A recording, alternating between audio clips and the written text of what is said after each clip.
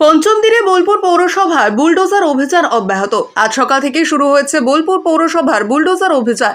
এই অভিযান শুরু হয় বোলপুর ডাঙ্গালি কালীতলা থেকে নিচু পট্টি হয়ে আরতি মোড় পর্যন্ত বুলডোজার অভিযান চলে।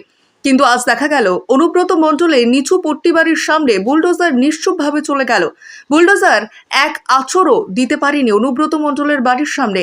যদিও দেখা গেল ঠিক সামান্য গিয়ে আবার বুলডোজার তার নিজের ক্ষমতা দেখাতে থাকে। নিচু পট্টি রাস্তার ধারে কংক্রিট ড্রেন সমস্ত তুলে ফেলা হয়। এছাড়া আরতি মোড়ে রাস্তার ধারে যে সকল অবৈধ দোকান ঘর নির্মাণ ছিল সেগুলি ভেঙে ফেলা হয়। এই অভিযানে সকাল থেকেই হাজির ছিলেন বোলপুর পৌরসভার চেয়ারম্যান মাননীয়া পর্ণা ঘোষ, ভাইস চেয়ারম্যান ওমর শেখ সহ বিভিন্ন বোলপুরের বিভিন্ন ওয়ার্ডের কাউন্সিলররা।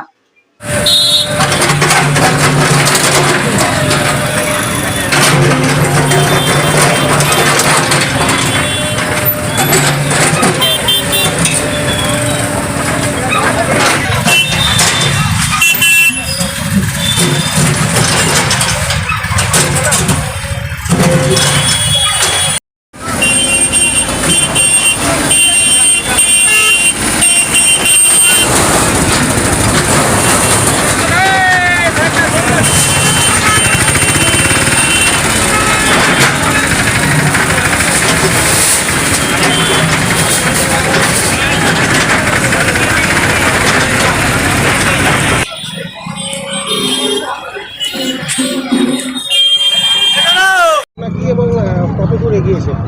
এই কয়েকদিন ধরে যে পরিকল্পনা মাফিক কাজ চলছে আজকেও ঠিক তাই। আজকে কোন রোডটা করছে?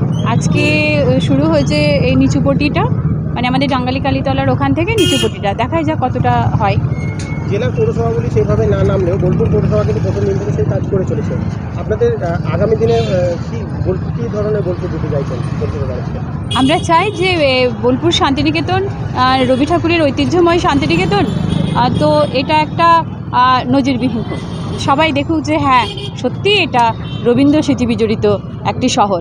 এটাই কিন্তু আমাদের ইচ্ছে, এবং আমরা যেদিন থেকে পৌর বোর্ড বসেছে সেদিন থেকে কিন্তু আমরা এটাতেই অঙ্গীকারবদ্ধ, আর এখনও সেটাই করতে চলেছি বা চাই। সাধারণ মানুষকে নম্র নমস্কার জানাবো, কেননা আমাদের এই উদ্যোগে তারা এমনভাবে সামিল হয়েছেন যে তাদেরকে নমস্কার না জানিয়ে পারা যায় না। সত্যি এখন বোঝা যাচ্ছে যে হ্যাঁ মানুষ আমাদের সাথে, আমাদের পাশে। দিদি, শহরে দেখা যাচ্ছে অভিযান চলছে ঠিক কথাই, কিন্তু বেশ কিছু তৃণমূলের দলীয় কার্যালয় ফুটপাতের জায়গাতে রয়েছে, সরকারি জায়গাতে। কি হবে? না, আগামী দিনে সবার ক্ষেত্রে যা হচ্ছে সেক্ষেত্রেও তাই হবে।